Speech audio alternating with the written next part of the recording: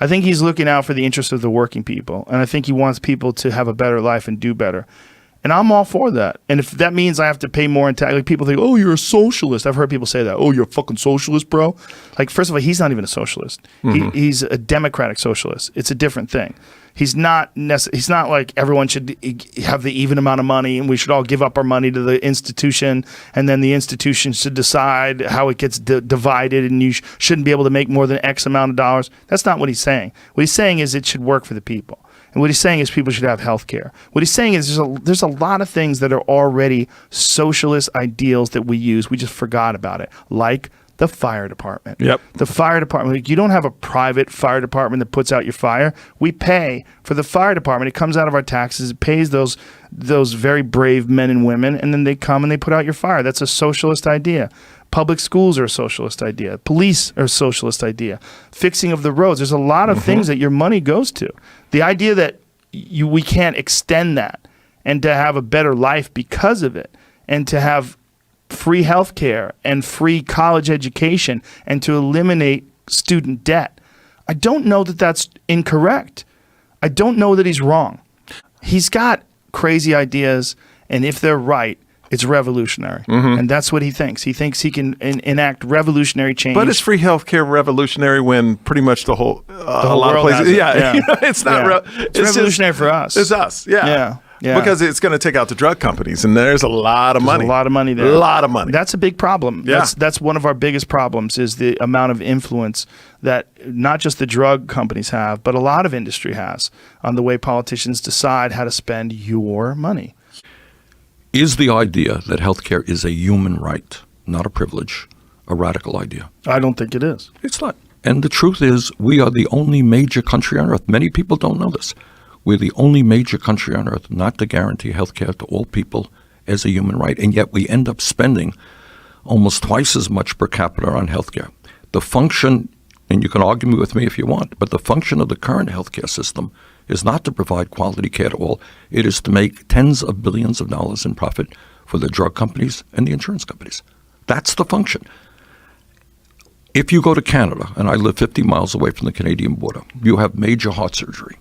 You're in the hospital for a month. Do you know what the bill is when you get out? Zero. You got it. You go to any doctor you want. You don't have to take out your wallet. And yet they guarantee health care to all of their people, and they spend one half of what we spend. That's kind of what I want to do. And I don't think that that's terribly radical. We have a program now, which everybody knows. It's called Medicare. It was started by Lyndon Johnson back in 1965. It is a popular program.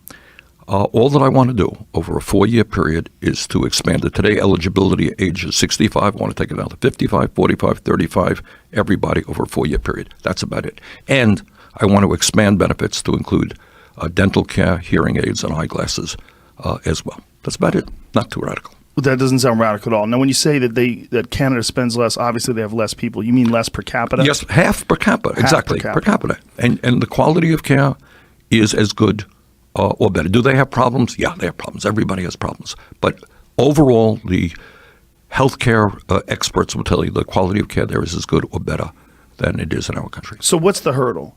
Okay, I'll tell you exactly what the hurdle is. The hurdle is exactly the same thing as in every other aspect of our lives. It's the power of money. All right, listen to this.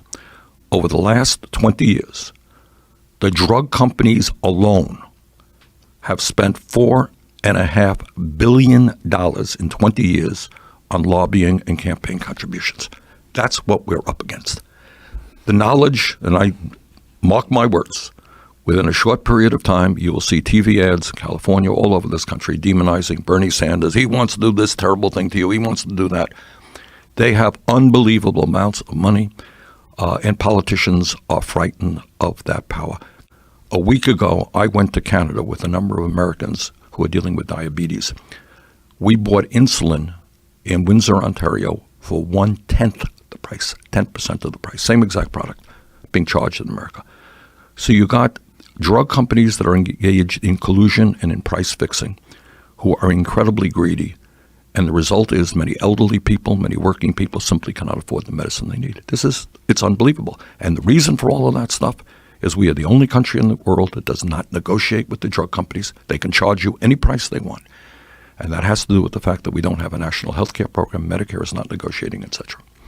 When you talk about the drug companies and the lobbyists and the enormous amount of money that they spend, does this exist anywhere else other than the United States? Lobbyists on that level? No, of course not. And the reason, in Canada, what you have is you have a national health care program and so forth. And they sit down and, they negotiate with the drug companies. They have their own approach. But every other major country on earth says to the drug companies, of course you can't charge us any price you want. This is a reasonable price. Tell me what your profits are, what your expenditures are. This is a price. For us, you can walk in, if you have an illness, you could walk into the pharmacy tomorrow and the price has been doubled. And you say to the pharmacist, what happened? He said, they just raised their prices. They could do it any day they want, any price they want. Now, lobbyists are, in general, when people talk about lobbyists, it's an unattractive term. We think of it in terms of a negative. We don't think of, oh, thank God there's lobbyists. We think, wow, there's someone with enormous amounts of money using that money to gain influence on politicians, and it shapes regular people. It shapes our lives mostly in a negative way. This is the way most people look at it. I'm not saying it's correct. Why do we have that system in place? Like, why do we have lobbyists? Why is it legal for someone to spend exorbitant amounts of money to affect our civilization? Today in America, you got 3 people owning more wealth than the bottom half of the American society. You don't see that on television too much, do you? No, you don't. 3 people. You got the top 1% owning more wealth than the bottom 92%. Listen to this. This is a statistic we recently saw. It came from the Federal Reserve. Over the last 30 years, the top 1% has seen a $21 trillion increase in their wealth. The bottom half of America has seen a $900 billion decline in their wealth. So what you have in America today is a relatively small number of incredibly wealthy people. And I deal with these guys every day. People say, oh, we're talking about rich. You don't know what rich is, what multi-billion-dollar operations are. Incredible power over our society. And if you are the pharmaceutical industry, and last year 10 companies made $69 billion in profit, you're sitting around right now saying, all right, that's great. How do we do better next year? What strategy do we have? We're going to put a lot of ads on. We're going to work with during the CNN debate that I participated in recently, in the debate, right in the middle of the debate, the drug companies and the insurance companies had an ad telling how bad Medicare for all would be. So they're smart guys, and they use their power over politicians. They use their power over the media. They spend billions of dollars on advertising on media to make sure that they make as much as they can in profit. But it's not any different with Wall Street. It's not any different with the fossil fuel industry or the prison industrial complex. These guys have wealth, they have power, and they could care less about the needs of working people in this country. And that's the dynamic of American politics right now. It's a business model issue. Exactly. It's a greed issue. You've got it. And how would one stop that? When you're dealing with the kind of influence that you're talking about with $69 billion in a year, I mean, the resources they have, how would you stop that? Well, that is kind of what we call the $64 question. Yeah. I mean, all right, and I'll tell you what I think. This is what I believe. If you think back on American history and you think about the real changes that have taken place in society, you think about the labor movement and working class people standing up and saying to their employers, we're not going to be treated like animals anymore. You can't hire and fire us. You can't work us, 15 hours a day. We deserve dignity. And you think about the growth of the labor movement, of millions of people beginning to stand together and fight. You think about the civil rights movement, and it wasn't just Dr. Martin Luther King Jr. It was, again, millions of African Americans and their white allies saying, we're going to end segregation and racism in this country. Think about the women's movement. 100 years ago, women in America didn't even have the right to vote. Think about the gay rights movement. Think about the environmental.